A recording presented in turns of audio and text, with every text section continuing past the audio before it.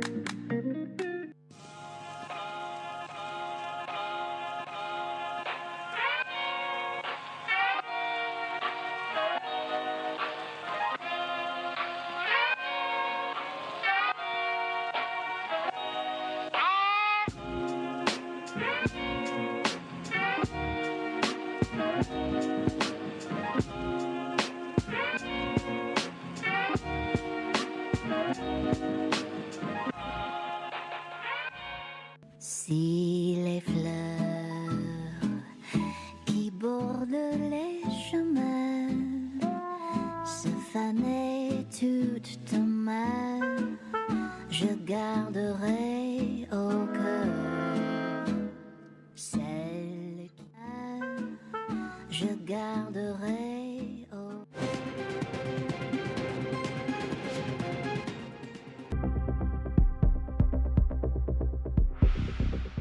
Bien, y algo sabemos de qué se trata, pero vamos a conocer juntos qué más hay, ¿no? En el mundo del trabajador del volante, de los taxistas, los remiseros.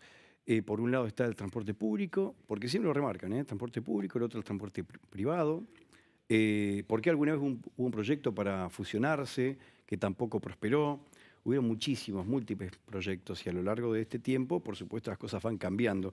Vamos a presentar a Griselda Fuentes y a Héctor Copa de Taxistas y de Remiseros, bueno, de la Asociación de Taxis, y además Héctor Copa de los remiseros, pero además me parece que hubo toda una votación para que sea el representante hoy aquí hablando, ¿no? Y generalmente somos 5, pero de los 5 salí yo representante hoy. Está bien. Bueno, muchas gracias por estar con nosotros. No, por favor, Bueno, gracias. primero les pregunto, ¿no? ¿Qué piensan ustedes, ¿no? De lo que ocurrió la semana pasada, cuando había una sesión que estaban todos esperando que, por supuesto, hubiese un proyecto con una baja de cilindrada, tanto para remiseros como para taxistas?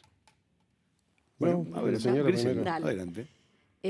Nosotros, en primer momento, Ujú. decidimos ir a pedir explicaciones Sí, al señor von der Tussen por los hechos, los dichos Ujú. en los medios de nosotros. Más que nada, lo que nos dio un poco de bronca fue eso, porque nosotros habíamos metido el proyecto de baja de cilindradas claro. hacía 1 año y 1 mes. En ese proyecto de baja de cilindradas había algo más que era para poder trabajar después de esta pandemia que En nos otras trajo a mal condiciones. traer a todos.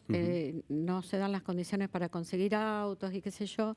Ya veíamos venir todos los problemas, entonces habíamos metido otro punto más que era para que uno pudiera trabajar con su licencia y si se rompía el auto o los que chocaban o qué sé yo, otro pudiera poner el auto y trabajar en conjunto. ¿Que esto no se hace actualmente? No, ¿No? no, Pensé no. Lo que había casos así también. no, a ver, por ahí hay algún caso, Sí. pero no está por ordenanza. Se pide un permiso por un tiempo, te lo da o no Ah, la municipalidad está ese bien. permiso. Bueno, Pero no estaba por ordenanza. Está bien. Al no estar por ordenanza, nosotros no podemos hacer ¿qué tiene que ser un trámite aparte? el trámite. O sea, que claro. sea automática la autorización. Claro. Ahora, fueron alrededor de 100 taxistas afuera y los remiseros pendientes también seguramente en la radio esperando la sanción. ¿Ustedes hacía cuánto tiempo A mí me habían presentaron? invitado para que vaya a la sesión, pero Sí. cuando vi que fui yo, vi que había 100 taxistas por lo menos, realmente me retiré porque siempre terminan lo mismo, en discusiones que no nos llevan a nada, que no suma ni para ellos ni para nosotros. ¿Y ustedes cuándo habían presentado el proyecto de baja de cilindrada? Siempre se está pidiendo eso, la baja, ¿Y pero... el proyecto ahora? Este proyecto lo presentó por Entuce por pedido de los remiseros, pero lo presentamos un montón, igual que dice la señora seguramente. Pero bueno, esto era yo no entiendo la ida de los taxistas, todavía no lo entiendo, porque era algo beneficioso para los dos. Si vos querés que dé explicación a un concejal, podés ir en cualquier otro momento a pedir explicación. Si esto sumaba, a ellos le bajaban a 1000, a nosotros a 1300, que en realidad el costo de la baja de unidad va directamente al bolsillo del trabajador, que hoy no alcanza para nada con lo que hacemos, porque los autos están más baratos, los repuestos son más baratos, por muchos factores. Está bien. Pero bueno, no entiendo yo todavía por qué fueron digamos, a disolver la presentarse. sesión. Está bien. Bueno, recordamos que la sesión no es que no terminó, digamos, no pudo terminar, sino que nunca empezó, porque había 5 concejales y uno de ellos se levantó, el que estaba presidiendo, Martínez, de forma en consulta, firmó un decreto y directamente se suspendió la sesión y creo que pasó casi desapercibido porque había una discusión en ese momento, después incluso con la secretaria legislativa, quien informó. y nadie sabía de esto. Bueno, y ahora, ¿cuáles son, digamos, básicamente, porque ustedes plantearon varios puntos allí, cuáles son las diferencias? ¿Por qué el servicio público acusa al privado, el privado al público, el taxi al remis y así? En realidad un poco nuestra bronca es sentirnos discriminados porque Ujú. von der Tussen cuando habla y que tenemos los dichos de él dice que metió el proyecto en un mes y en un mes sacó lo de las 1.300 cilindradas, que tampoco ese era nuestro tema, no estábamos enojados Está bien. por eso en sí, porque no nos cambia la vida que le den 1.300 Claro. cilindradas. Nuestra bronca es que, habiendo presentado un proyecto que nos beneficiaba a todos, ante tantos problemas que traíamos arrastrando, directamente no nos llamó ni siquiera para conversarlo, charlarlo, discutirlo, dijo que eso no se iba a tratar. ¿Les dijo a ustedes que no se iba a tratar el tema de ustedes? Así habló con los concejales y con nosotros en otro momento que habíamos ido, nos dijo que eso no iba a Bueno, salir. usted lo que está explicando es el motivo de la presencia de los taxistas, ¿cierto? Claro, yo estoy explicando el Bueno. motivo de esa presencia, ¿no? Bueno. Que fuimos porque lo nuestro de 1.100 cilindradas no iba a salir ese día. ¿1.000 o 1.100? 1.000 Mil. cilindradas. ¿Por qué lo iban a sacar? Lo iban a sacar sobre tablas, no era que el proyecto estaba charlado para salir. Ujú. Que O sea que no- por la no nos presión de ustedes, confundamos. dice usted. Claro, por esa presión ellos dijeron, bueno, la vamos a sacar sobre tablas, pero el proyecto no estaba el dictamen firmado para que eso se aprobara. Bueno, le pregunto a Héctor Copa, ¿cuáles son las diferencias que sostienen hoy desde el sector de remiseros con los taxistas? ¿Por qué hay siempre una queja mutua? Yo no sé si hay queja. Yo creo que el remisero cuando hace reuniones de remiseros habla de remiseros. Ujú. El taxista No, cuando no, hace está reuniones bien. de taxistas No, habla de no, remiseros. Eso es fantástico, pero No, no, después pero- cuando hay una reunión pero lo que voy es de eso. ambas partes siempre se No, el se remisero pasan cuando hace facturas. reuniones de remisero habla de remisero. Sí. El taxista cuando se junta de reuniones de taxista habla de remisero. ¿Entendés?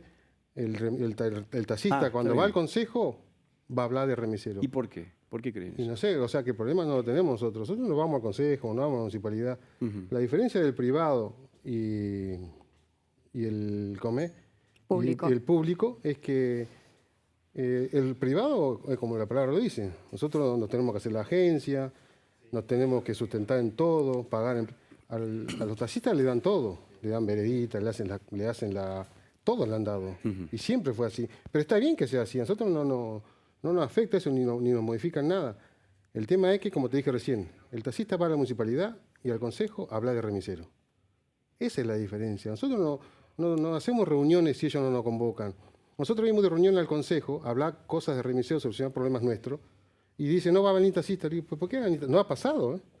No ha pasado eso, pero ¿por qué va a venir taxista si son problemas nuestros? Pues, entonces, ¿qué quiere decir? ¿Que ustedes son aquellas personas que están siempre comparándose con el otro servicio?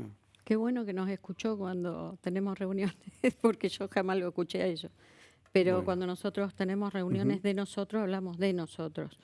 El problema, cuando vamos a reclamar, acá yo traje las ordenanzas cuando dice que tenemos 3, 4, 7 licencias y está por ordenanza que podemos tener hasta 3. Hasta 3. Y cuando reclamamos los de los relojes, tenemos... ¿Qué pasa con los relojes?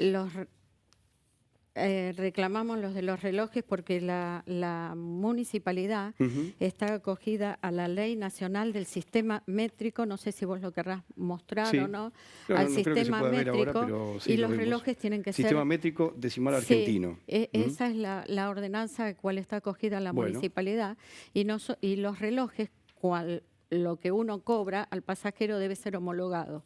Entonces, ¿qué pasa? Es lo mismo que hubiera un negocio X y cobra con las antiguas balanzas de pesita. Eso no se puede, tiene que ser homologado. Una por el- homologada. ¿Y claro, ustedes qué dicen? ¿Que ellos no están homologados? y no están homologados. Y al no estar homologados, por ahí es donde que habíamos llegado a un acuerdo en su momento de cobrar por reloj. Pero en un momento no tenían reloj, después lo pusieron, después lo sacaron. Entonces ahí es donde nosotros sentimos que tienen- vamos, que venimos, que vamos, que venimos. ¿Y están tarifando distinto entonces? No, estamos tarifando porque igual. están negando acá. le doy- Nunca sacamos los relojes, de que empezamos. Pero están con relojes de no que, homologados. De que pusimos el reloj jamás se sacó. O sea que no es que lo pusimos, lo sacamos, lo pusimos. No, en ordenanza hablo yo. Está bien, pero no. ¿Pero qué? A ver, ¿pueden A tener ver. relojes o no pueden tener relojes? Ahora no está en la ordenanza porque desde von der Thusen hizo denegar, derogó la ordenanza donde donde habían puesto los relojes. Se derogó, o sea que lo sacó. O sea, ¿no pueden tener relojes? No deberían Sí. tener relojes y menos si no están homologados. En 2017, cuando fue el problema que habían querido unificar taxi y remis, Sí. no sé si te acordás, que después Me acuerdo. retroceyeron todo porque era anticonstitucional. No le pueden poner la tarifa a un ente privado, como somos nosotros. Entonces quedábamos, cuando la señora dice que iba a haber una regla, casi estaba todo arreglado, íbamos a hacer todo iguales, ellos taxi, nosotros remises, pero por una estupidez que te digo, te voy a decir, por las manitos, nos quisieron aflojar las manitos, la tacita, y vino todo para atrás. Por una pavada fue, hubiésemos estado todos tranquilos, terminaba el problema de años. Pero bueno, estábamos otra vez con el mismo problema.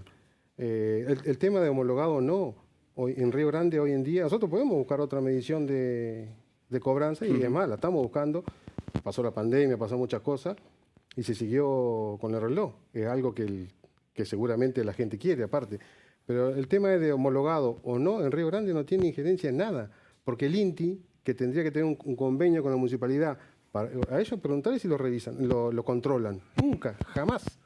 El reloj de ellos homologado no van al INTI, que es el ente que tiene que el control de ellos, nunca lo llevan. O sea que nosotros no tenemos homologado, no nos controlan. Ellos tienen homologado, no los controlan. ¿Cuál es la diferencia? O sea, sacarle al cliente que tiene el 2006, a la persona que tiene algo transparente, un reloj que ve lo que paga, lo que cobra, que en muchos lados de la provincia está, que tiene un ticket si quiere, porque hay muchas mediciones, porque nosotros estamos buscando otro medio y lo vamos a encontrar seguramente. Pero ese no es el problema que tienen ellos en particular. La verdad, como te dije recién, hablan de remisero. Yo creo que tienen que solucionar primero lo de adentro, el problema que tienen internamente ellos, los taxistas, y después salir a hablar de los remiseros. ¿Qué opinan para ambas partes, ¿no? ¿Qué opinan sobre una apertura o una entrega de nuevas patentes para ambos servicios? ¿Qué opina usted? Tiene que haber un estudio de mercado, como está en ordenanza. ¿En la ordenanza dice que tiene que en haber la un estudio de ordenanza mercado? dice, por lo menos en la nuestra, no sé en ¿Y la la de de ustedes ellos. dice algo? Y como dijo la señora, eso creo que conseguimos. O sea, ¿Se necesita ni el taxista, más bueno, por unidades? eso digo, ni el remisero, ni el taxista, ni el consejo, ni la municipalidad puede decir hace falta remise en la agencia o taxi. Eso es algo que generalmente se toma una empresa, una facultad, Está bien, universidad, un estudio, como dice. estudio Alguna completo. universidad está señalando Claro, usted, alguien que haga un aparte no es de estudio. un día para otro que digo voy a dar patente, sea patente. No los Tiene- veo con muchas ganas de que haya más patentes. No, no, es que no podemos decir si falta o no falta No en este somos momento. quién para decir sí o no. No, Para eso se ¿entendés? hace el estudio No, de no. mercado. sí. ¿Y ustedes consideran que es bueno el servicio que están brindando? ¿Que es eficiente? ¿Que está la cantidad de móviles necesarios? Y hay muchos factores, lo que te decía. Cuando salga realmente, el Consejo tiene que sacar una ordenanza para contratar a esa universidad. No, está bien, pero hacer yo el les orden. pregunto a ustedes, Sí. a ambos, ¿cómo funciona el servicio? ¿Creen que está abasteciendo las necesidades de la gente? Yo lo que creo es que cada vez que llega el invierno hay factores que nos complican para poder cumplir en horario. Ujú. ¿Qué pasa? También la gente por ahí llama a un remis o remis de otro lado, un taxi de otro lado, vamos todos abocados, por ejemplo, a tu casa, porque nos llamaste a todos a ver quién llegaba primero. Resulta que llegué yo y él dice, no, se lo está llevando un taxi, el otro que se lo llevó también, y perdimos el tiempo en ir a buscar otros pasajeros. Eso se da y bastante, calculo que ellos también lo deben tener controlado eso, Y otro factor fundamental es el piso. el piso, y no solamente eso. El invierno es complicadísimo. Y otro factor fundamental, el barrio austral, que es otro Río Grande. Vos cuando vas al austral, para cruzar el varios picos, no cruzas nunca. O sea que siempre va a haber demora. Siempre va a demora. Ahora la faltante la va a dar el estudio que tiene que hacerse. hacerse para ver cuánto falta y si faltan, y cuánta cantidad. El Bueno, puente sí. llegamos a tardar 20 minutos 20 a minutos veces en para cruzar. cruzar solamente el puente. El puente. Bueno, nosotros les agradecemos que estén acá. Se pudo hablar de forma civilizada, aunque obviamente cada uno negaba por su lado cuando hablaba el otro, pero esperemos que sea de esta manera, ¿no? De forma tranquila, el Una diálogo. sola lo haremos. cosa. Sí, adelante. Yo creo que si cada uno hace su trabajo como corresponde, no tenemos por qué pelear, porque a veces en la calle nos necesitamos. Es bien. así, le pasa algo a él o me pasa algo a mí, yo estoy segura de que él me vendría a ayudar o Ayuda. nosotros Bueno. al remisero. Bueno, por Creo, ahora- hace un tiempo que veníamos Sí. bastante en paz, pero cuando hay un actor político que empieza a luchar por sus votos, Sí, ahí está es bien. donde empieza a agitarse la cosa y nos empezamos se a ven las pelear y nos diferencias. veníamos bastante tranquilos. Bueno, ojalá que así se mantenga. Héctor Copa, Griselda Fuentes, muchas gracias, muy No, amable. de nada. Gracias por Gracias. estar acá con nosotros. Sí, está bien. Bueno, ya los vamos a, por supuesto, vamos a seguir compartiendo más, pero mientras tanto les vamos contando que todavía no hay novedades para la sesión, esta sesión que no fue en realidad y que se suspendió. No hay novedades aún para la fecha definitiva. Hay algunas tentativas, pero bueno, esperemos que se defina rápidamente. Bueno, Cristian Piso, bienvenido. ¿Cómo Muchas estamos? gracias, Cristian. ¿Cómo va eso? Muy bien. Acabamos de superar una situación que pensamos iba a ser un poco más complicada. A propósito de eso, y bien breve, 2471 es la ordenanza de los remises.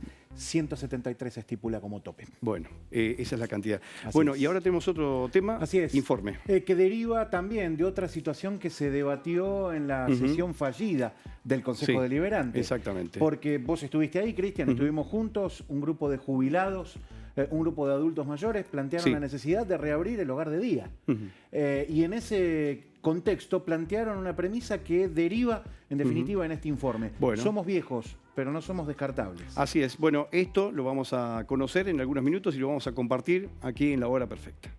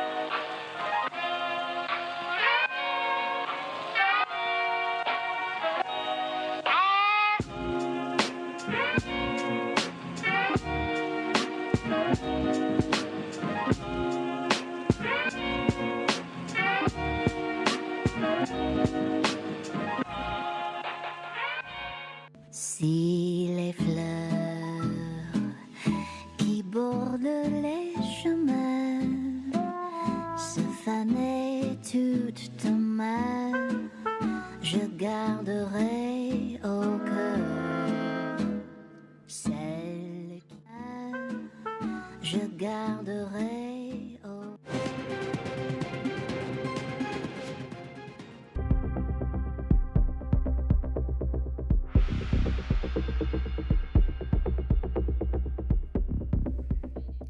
Y acá estamos para compartir este nuevo paradigma, porque de esto vamos a estar hablando ahora con Cristian Viso. ¿De qué se trata esto que plantea de esta manera? Bueno, concretamente, Cristian, lo mencionábamos, desde hace un tiempo a esta parte, los jubilados, los adultos mayores de la ciudad de Río Grande vienen demandando poder tener un lugar donde reunirse como supieron tenerlo en algún momento, por ejemplo, en el barrio AGP. Ese espacio lo han perdido. Bueno, de hecho, hoy es el cumpleaños. De lugar de día, hoy sería el cumpleaños, pero bueno, no está funcionando. No está funcionando y más allá de lo anecdótico, lo cierto es que ha resultado muy interesante lo que los propios adultos mayores plantearon durante la fallida sesión del Consejo Deliberante, porque allí llevaron el reclamo, querían que la gente sepa lo que está pasando con esa premisa que yo te contaba, Cristian, en el bloque anterior. Concretamente, no somos descartables, somos viejos, pero no se nos puede usar y tirar. Todavía tenemos ganas de hacer cosas. Y en ese contexto, la verdad es que a partir de eso que dijeron, bueno, a mí particularmente me generó interés, inquietud, conocer concretamente en qué situación está hoy la vejez. En cuanto a datos, estadísticas, hablamos de vejez y no lo hacemos de manera despectiva, porque es el término que se utiliza para referirse a los adultos mayores, toda persona que ha pasado, por ejemplo, los 60 años de edad. En muchos lugares del mundo, retirados, disfrutando del fruto del esfuerzo, de lo cosechado durante los años. En nuestro país, Cristian, todavía trabajando y por muchos años más. Bueno, en ese contexto hemos preparado algunas placas para entender cuál es la situación hoy de los adultos mayores en el mundo, pero particularmente en la República Argentina y en Tierra del Fuego. Bueno, la primera placa es bastante descriptiva respecto de esta situación porque particularmente hace referencia concretamente, tal como estamos viendo, a la proporción total de adultos mayores en la población argentina para entender cómo se ha ido modificando ese grupo etario. Porque tal como allí se observa, por cada 1.000.000 de habitantes, en 1960 había 1 millón justamente concretamente había un 8%. Un 8% de adultos mayores. Esa cifra se ha ido incrementando exponencialmente. En 2010 llegó a 12%, en 2020 ya es del 17%. Hay en la actualidad 7 millones de jubilados, 7 millones de adultos mayores en nuestro país.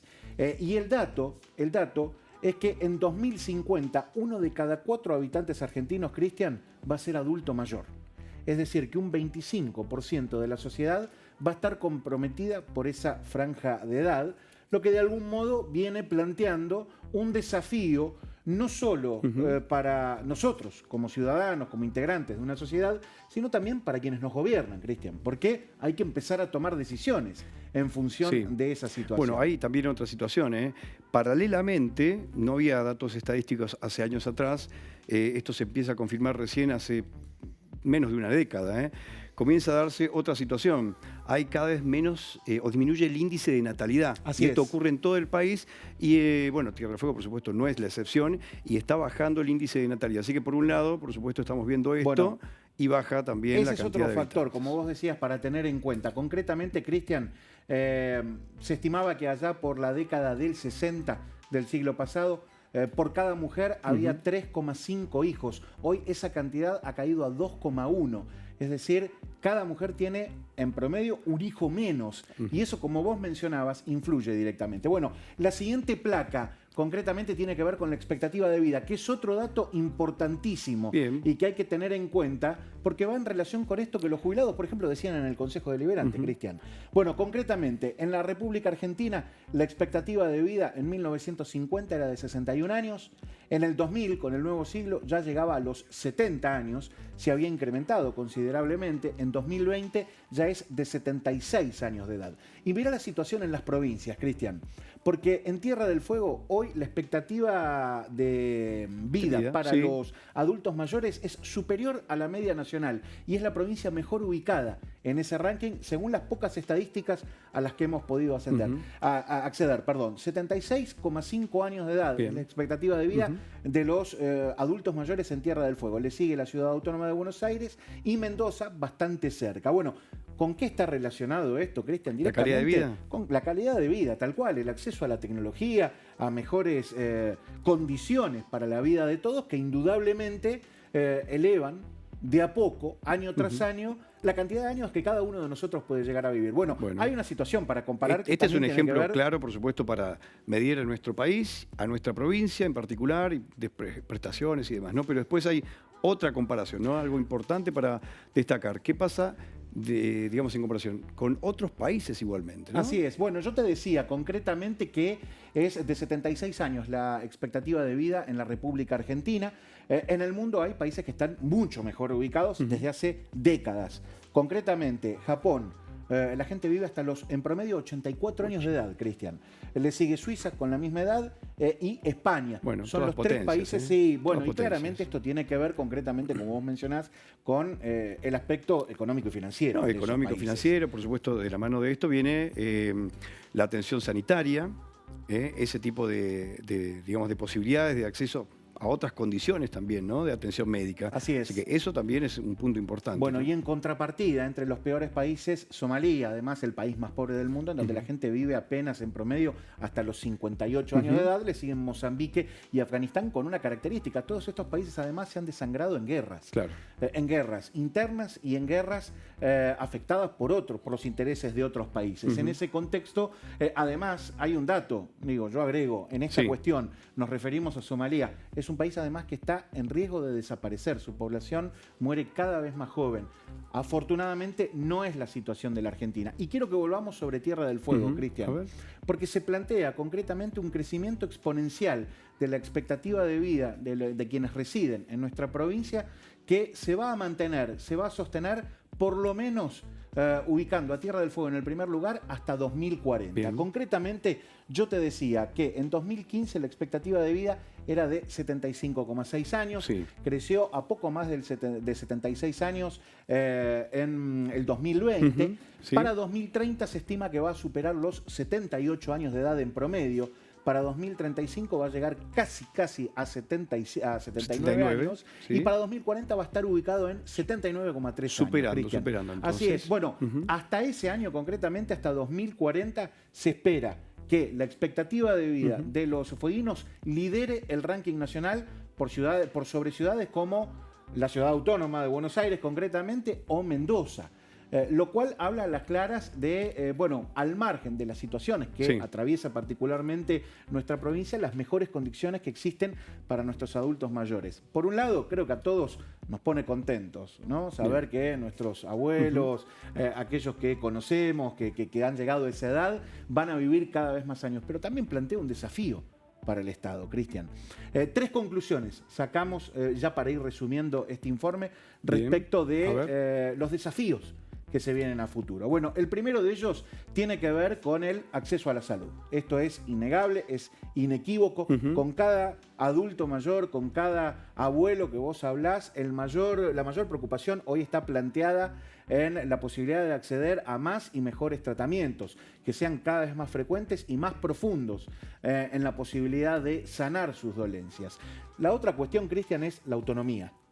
Y ahí es fundamental la cuestión económica, porque se plantea desde el costado en que es necesario que los adultos mayores sean cada vez más autónomos para que no pase esta situación que se está viendo mucho, que es el abuelo viviendo con los hijos y los nietos, por ejemplo. Y la última cuestión tiene que ver con lo social, concretamente, con el acceso a la posibilidad de sociabilizar, con el acceso a vincularse con otros adultos mayores, pero también con aquellos que son más jóvenes, porque claramente nuestros abuelos tienen algo para enseñar, Cristian. Claro. En ese contexto se da esta circunstancia tan particular y yo, para ir cerrando, quiero plantear una interrogante, una pregunta.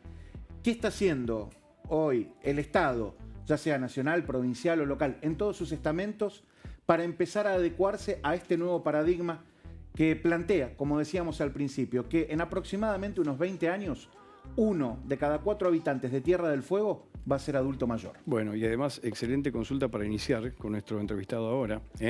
Cristian Biso, muchas gracias. Vamos a continuar al cierre, lo espero al cierre del programa. A vos, Cristian. Bueno, tenemos este paradigma, pero además interesante para poder conocer qué ocurre, ¿no? Porque estuvo defendiendo aspectos relacionados con esto. El ministro de Economía, ¿por qué relacionado con esto? Porque estuvo hablando de la caja de previsión, estuvo hablando de la jubilación, aparte, por supuesto, del presupuesto, ¿no? Bueno, ministro Federico Zapata, gracias por estar acá. ¿Fue dura la presentación hoy? Gracias por la invitación, Cristian. Déjame Muy amable. aprovechar para felicitarte y a vos y a todo el equipo por la calidad de programa que están haciendo, porque Muchas la verdad gracias. que Muy amable. lo sigo. Muy amable, ya habíamos tenido una intervención, había sido vía Zoom. Sí. Y la otra intervención, la más dura, quizás fue esta tarde, ¿no? Con legisladores.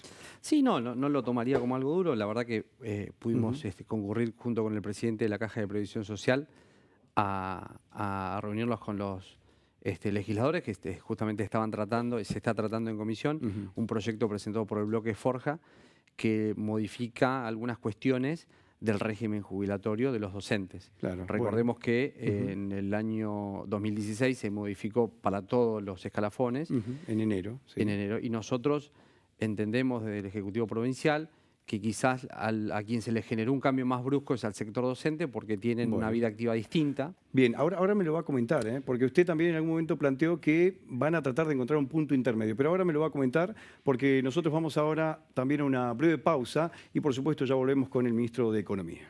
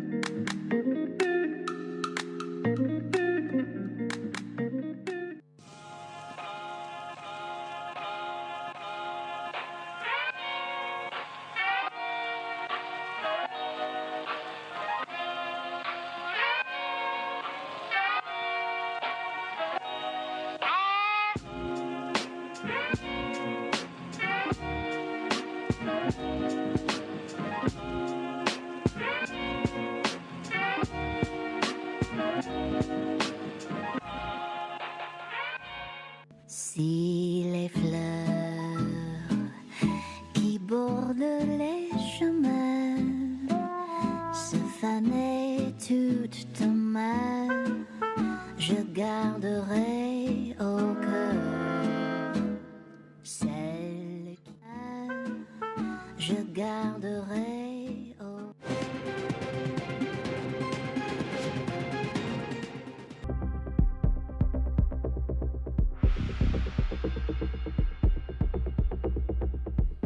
Y estamos con el ministro de Economía, Federico Zapata, a quien por supuesto ya le hemos agradecido y ya hemos estado hablando y anticipando algunos temas, por lo menos queremos saber y vamos a compartirlo también y vamos a conocer un poco más de todo lo que está pasando, ¿no?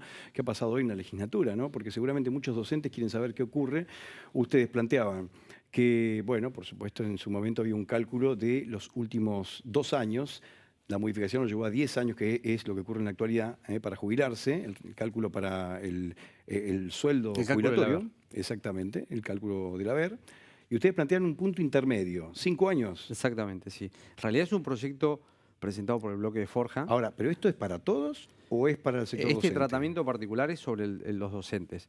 Nosotros lo que también planteamos y pudimos expresar es que estamos en tratativas con la Universidad de 3 de Febrero, que ya tiene una experiencia similar en la provincia de Santa Cruz, donde nosotros planteamos también hacer un cálculo actuarial nuevo, considerando las variables que fueron incorporadas por esta gestión, que son el plan de recuperación salarial, Ujú. la incorporación de personal a la planta de gobierno. Eso cambia mucho el condicionamiento o el contexto, que entendemos que no es el mismo de que cuando en 2016 se cambió el sistema. Entonces, nosotros planteamos, a través de un convenio con la Universidad de 3 de Febrero, hacer un cálculo actuarial nuevo, establecer un sistema de monitoreo anual de la evolución de la obra social y también la búsqueda de nuevas fuentes de financiamiento, ¿no? De la obra social de la caja. Perdón. De la caja. de la caja de previsión. de la caja de previsión social. Está bien. Ahora, ¿qué pasa con el resto de los trabajadores?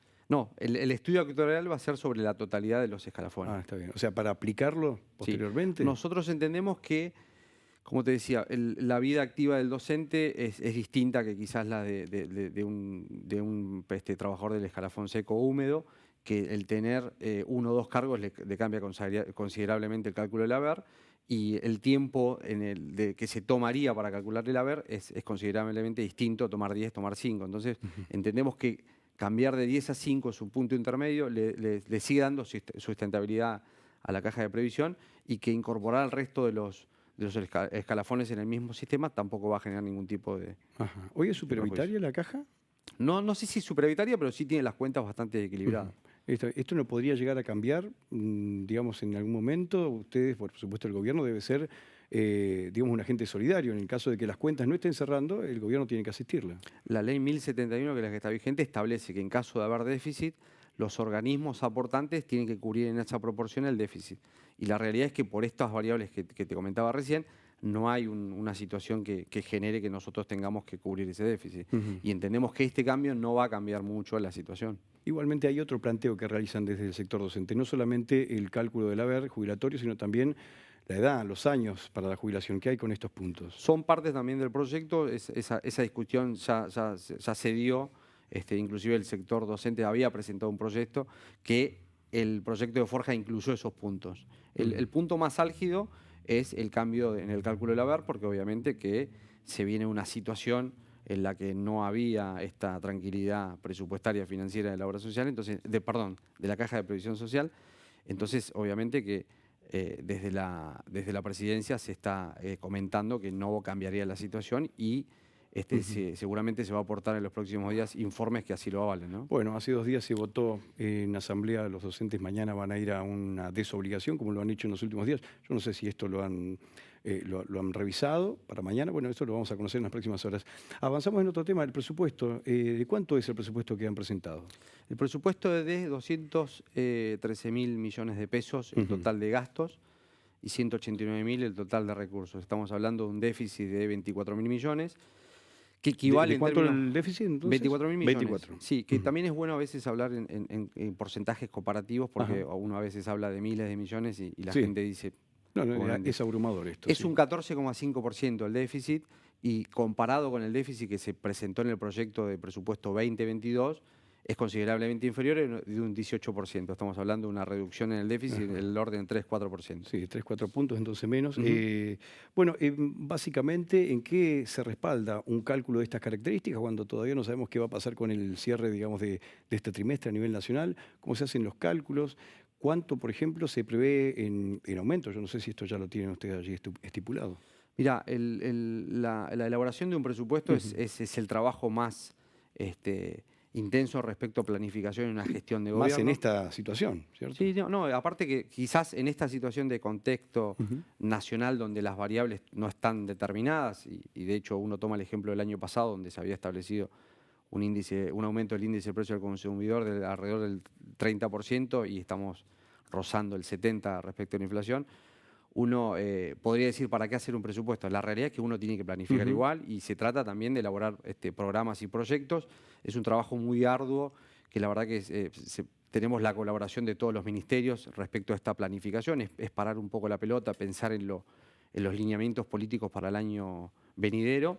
Y el área de la Secretaría de Planificación Presupuestaria, que depende del Ministerio de Finanzas, que déjame aprovechar para agradecerle por dar que hicieron un trabajo estupendo, se tiene que tomar valores de este año y tratar de proyectarlos al año siguiente con una prudencia necesaria para tampoco estar muy descolgado de la realidad, por así decirlo, ¿no? Usted habló de recursos, ¿sí? Los ingresos.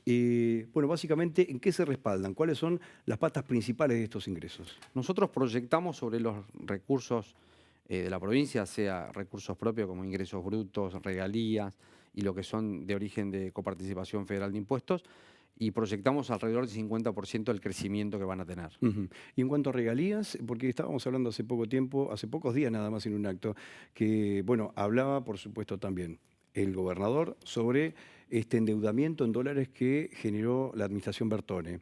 Hablaba de los aspectos negativos y algunos positivos, pero lo negativo era el compromiso de las regalías. Exactamente, para que tengas una idea, este año los compromisos de pagos, la afectación de las regalías para cumplir con las obligaciones con los tenedores de los bonos, es de alrededor de 5.000 millones de pesos, más de un 50% total de lo que se recauda en la provincia, que no hay que olvidar que eso se coparticipa a los municipios. ¿Y cómo es la distribución entonces? Eh, A ver, se pierde el 50% de las regalías, que es uno de los principales ingresos.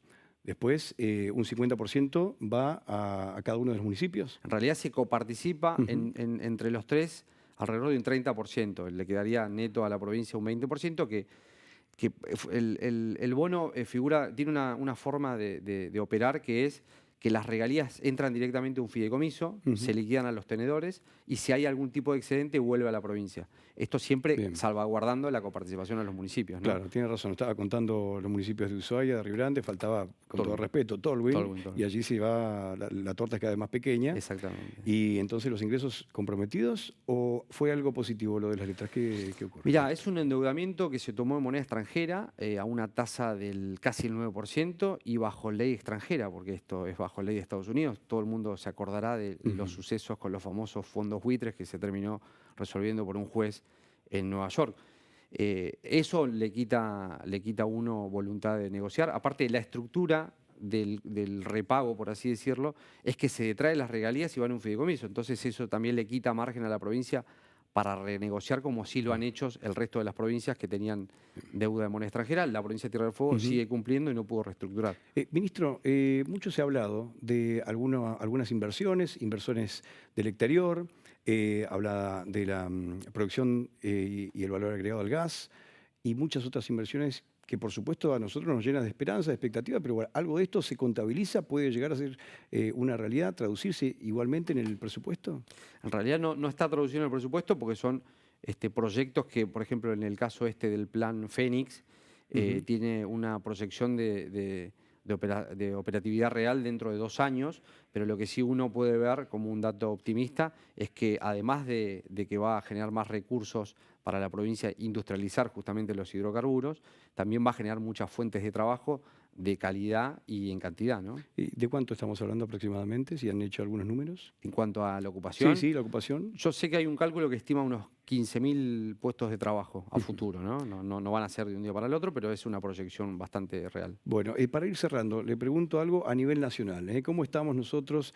Han habido anuncios de recortes, de ajustes a las provincias. ¿En cuánto nos afecta? Mira, estamos a la expectativa de que presente la Nación su presupuesto, que lo hace con posterioridad a la presentación de nuestro, por eso también es de esto que no conocemos las variables, y entendemos que ellos, o sea, la Nación, al tener compromisos asumidos con el Fondo Monetario Internacional, tienen que respetar determinadas pautas, por ejemplo, el déficit fiscal, que tiene que cumplir una disminución gradual. Entonces, estamos a la expectativa de ver para dónde va el ajuste del gasto público, en qué magnitud nos afecta, más que nada en las obras que a través de las gestiones del gobernador de la provincia se han logrado para la provincia, que todavía no se han concretado. Vamos a ver en qué medida se pueden cumplir en la totalidad o, bueno, habrá que resignar alguna, ¿no? Bueno, lo último, muy cortito, le pregunto, igualmente se lo hemos preguntado a Sonia Castiglione, la ministra de Desarrollo e Industria, ¿se ha resuelto la situación de emisión de dólares o salida de dólares para los insumos en las fábricas? En realidad, en el día de ayer se anunció un acuerdo entre AFARTE y Ministerio de Producción de la Nación, donde lo que se establece es una previsibilidad de acuerdo a un sistema de aprobación de las CIMI, que son las declaraciones juradas, que se van a hacer aprobaciones semanales. Va a haber un control mucho más fuerte sobre qué se importa la materia prima y demás, pero la idea es dar un poco más de previsibilidad y no que se generen estas expectativas negativas, y más que nada acá en Río Grande, donde hay mucha mano de obra ocupada en las industrias y obviamente que peligrarían o se presume que peligrarían puestos de trabajo. Esto viene a traer un poco de calma y un poco más de previsión a las industrias para que también puedan acomodar sus procesos productivos. Ministro, muchas gracias. Muy amable por estar con nosotros. Gracias a vos. Gracias. Bueno, estábamos con el ministro de Economía, Federico Zapata, a quien le agradecemos por supuesto su presencia.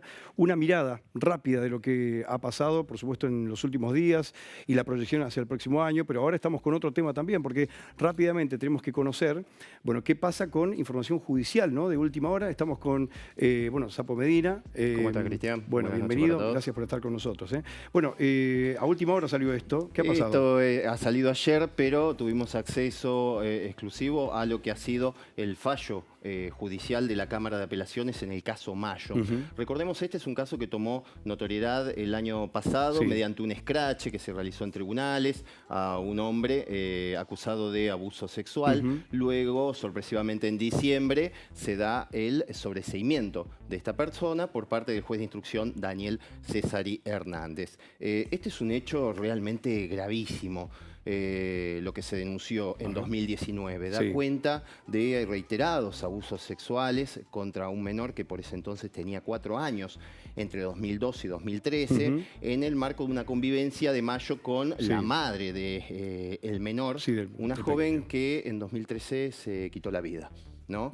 Bueno, las causas nunca se lograron determinar, en muchos dimes y diretes de esta causa o de las partes, se da cuenta esta situación como un posible factor detonante en aquella decisión, porque el niño en las pocas declaraciones que brindó, ¿no? Recordemos, esto es muy traumático de regenerar, sobre todo en chicos tan pequeños, dio cuenta de que los abusos se daban en presencia de su mamá, además de un marco de violencia de género y demás, en una situación que, bueno, terminó con un sobreseimiento y que en estos días, hace 2 días, la Cámara de Apelaciones sorprendió con un fallo que deja muy mal parado nuevamente al Poder Judicial, en particular al juez que sobreseyó esta situación, dando cuenta de que existen elementos y de hecho dictó el procesamiento de Mayo por abusos sexuales gravemente ultrajantes y algunos con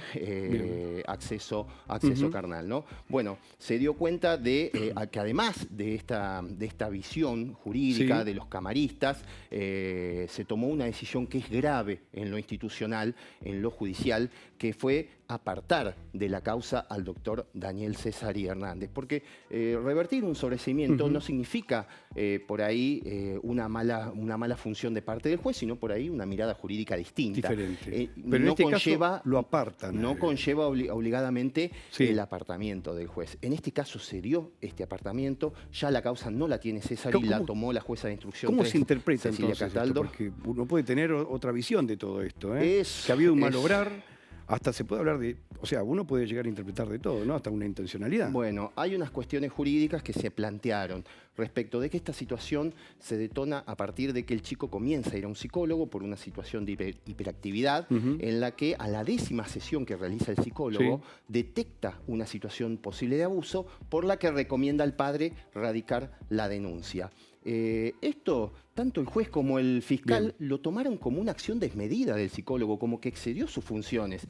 Imagínense ustedes, ¿no? Un psicólogo que se encuentra con un cuadro de situación de este tipo, ¿qué hace con los padres? ¿Les avisa? Bueno, esto es lo mismo que consideró desde el más básico de la lógica, de los sentidos comunes, la Cámara de Apelaciones, es decir, cómo se ponderó de esa manera. Esto es lo que ha tomado psicólogo. Entonces. Lo que primó entonces es el análisis del psicólogo. El chico en Cámara Gesell no fue muy locuaz, pero sí escribió y detalló los abusos sufridos por escrito. Esto es punto de aparte, ¿no? El análisis jurídico de la situación. Acá hay una situación gravísima en lo institucional, que ya hay un cuestionamiento a el aspecto moral de la actuación judicial. Y es que los jueces de la Cámara de Apelaciones entienden que hubo muchas prerrogativas a favor de la defensa de Mayo. Una de ellas es que luego de lo que fue la Cámara Gesell del chico, se le realiza un abordaje interdisciplinario con psicólogos, psiquiatras y un pediatra, situación en la que consulté a todo el mundo judicial y nadie recuerda un antecedente de que se haya dejado presenciar a un abogado ese abordaje interdisciplinario. En este caso, Cesari permitió que el abogado de Mayo presenciara esto. Lo que sí, no lo dejaron por escrito en el expediente, pero los especialistas en el informe que elevaron dejaron por escrito que había estado presente un abogado. ¿Y cómo se interpreta Esto la entonces? querella se acaba de enterar con el fallo de la Cámara de Apelaciones. La querella no pudo ni siquiera acceder a la causa. Bueno, Y va hay un a traer último- más cola todo esto, ¿no? Porque- De hecho, mañana ya anuncian que van a estar presentes algunas manifestantes. Porque incluso, además, concluye la Cámara de Apelaciones con otro aspecto que vimos de este fallo que estamos viendo, en el cual los camaristas en esto fueron muy sutiles. Mencionaron una jurisprudencia de la Corte Suprema de Justicia de la Nación en la cual dicen, fundamentan para apartar al juez, ¿no?, que existan elementos que autoricen a abrigar dudas con relación a la imparcialidad con que se debe desempeñar el juez. Esto lo dice la Corte Suprema. Esto lo usaron los camaristas para no decirlo ellos. Claro. Dudaron de la imparcialidad del juez. Usaron otro fundamento, otro argumento para decirle lo que ellos realmente pensaban. Con boca de otros. Exactamente. Pero bueno, esto es grave en lo institucional Sí. y no hay Bien. denuncia, no hay por el momento algo que se haya elevado al Superior Tribunal de Justicia para que de una vez por todas tome decisión sobre estas cuestiones que generan una inseguridad jurídica, ¿no?, en la justicia penal en Río Grande, ¿no? Fernando, muchas gracias. Bueno, esto era algo de último momento, necesitábamos saber algo más porque fue un tema, uno de los temas del día o de la semana en el ámbito judicial y por eso lo destacaba también Fernando Medina. Bueno, le agradecemos a Cristian Viso que, bueno, estábamos con algunos temas pendientes y, bueno, los vamos a continuar completando. Asimismo, en su noticiero de siempre, de las 21 horas y el próximo jueves con nosotros en La Hora Perfecta. Muchas gracias.